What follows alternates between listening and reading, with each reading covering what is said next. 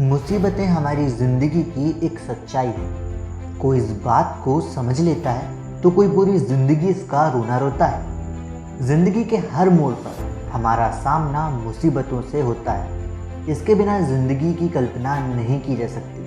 अक्सर हमारे सामने मुसीबतें आती हैं तो हम उनके सामने पस्त हो जाते हैं। उस समय हमें कुछ समझ नहीं आता कि क्या सही है और क्या गलत। हर व्यक्ति का परिस्थितियों को देखने का नज़रिया अलग अलग होता है। कई बार हमारी ज़िंदगी में मुसीबतों का पहाड़ टूट पड़ता है। उस कठिन समय में कुछ लोग टूट जाते हैं तो कुछ संभल जाते हैं। मनोविज्ञान के अनुसार इंसान किसी भी प्रॉब्लम को दो तरीकों से देखता है।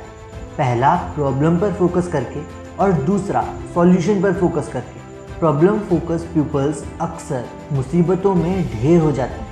इस तरीके के इंसान किसी भी मुसीबत में उसके हल के बजाय उस मुसीबत के बारे में ज़्यादा सोचते हैं। वहीं दूसरी ओर सॉल्यूशन फोकस पीपल्स मुसीबतों में उसके हल के बारे में ज़्यादा सोचते हैं। इस तरह के इंसान मुसीबतों का डट के सामना करते हैं। दोस्तों, आज मैं आपके साथ एक महान सॉल्यूशन फोकस इंसान की कहानी शेयर करने जा रहा हूँ जो आपको किसी भी मुसीबत से लड़ने के लिए प्रोत्साहित करेगी। दोस्तों, आपने नेपोलियन बोनापार्ट का नाम तो सुना ही होगा।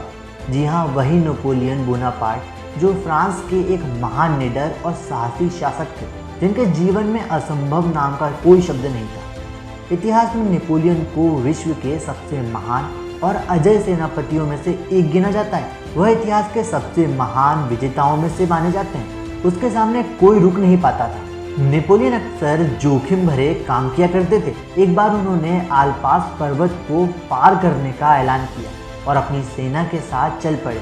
सामने एक विशाल और गगनचुंबी पहाड़ खड़ा था जिस पर चढ़ाई करना असंभव था। उसकी सेना में अचानक हलचल की स्थिति पैदा हो गई।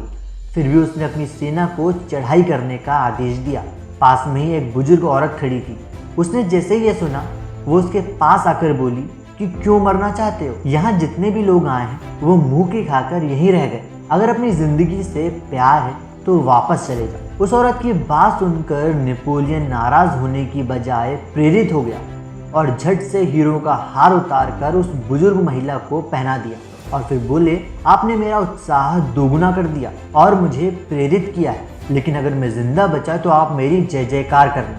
उस औरत ने नेपोलियन की बात सुनकर कहा, तुम पहले इंसान हो जो मेरी बात सुनकर हताश और निराश नहीं हुए। जो करने या मरने और मुसीबतों का सामना करने का इरादा रखते हैं वह लोग कभी नहीं हारते। ऐसा नहीं है कि ये मुसीबतें हम जैसे लोगों के सामने ही आती हैं। भगवान राम के सामने भी मुसीबतें आई हैं। विवाह के बाद वनवास की मुसीबत, उन्होंने सभी मुसीबतों का सामना आदर्श तरीके से किया, तभी वो मर्यादा पुरुषोत्तम कहलाए जाते हैं। मुसीबतें ही हमें आदर्श बनाती हैं। अंत में एक बात हमेशा याद रखिए, जिंदगी में मुसीबतें चाय के कप में जमी मलाई की तरह है और कामयाब वो लोग हैं जिन्हें फूंक मार के मलाई को साइड कर चाय पीना आता है।